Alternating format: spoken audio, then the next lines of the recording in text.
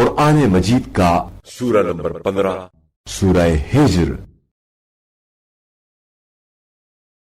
سورہ ہجر کے متعلق چند مختصر نکات تلاوت و ترجمے کے ساتھ۔ بسم اللہ الرحمن الرحیم۔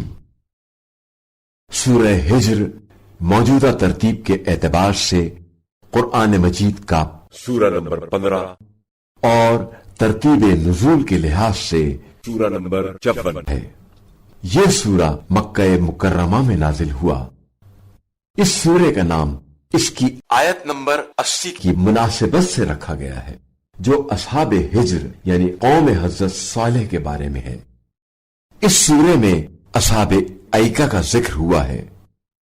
ایکا جھاڑیوں والے جنگل کو کہا جاتا ہے، اور اصحاب ایکا سے مراد حضرت شعیب علیہ السلام کی قوم ہے۔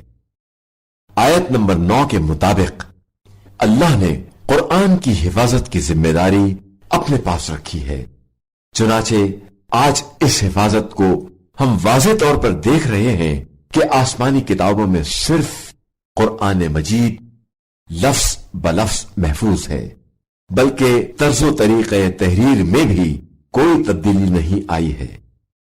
آیت نمبر 59 سے 75 تک میں حضرت لوط علیہ السلام کا واقعہ بیان ہوا ہے، جس میں ان کی بیوی کا ہلاک ہونا، قوم کی ہلاکت، فرشتوں کا خوبصورت لڑکوں کی شکل میں مہمان بن کر آنا، قوم کا فرشتوں کو حوالے کرنے کا مطالبہ، حضرت لوط علیہ السلام کی پیشکش، اور پھر پتھر برسا کر قوم کو تباہ کرنے کو بیان کیا ہے۔ جو شخص اس سورے کو لکھ کر اپنے ساتھ رکھے، جب بھی وہ باہر جائے گا لوگوں کی گفتگو کا مرکز ہوگا۔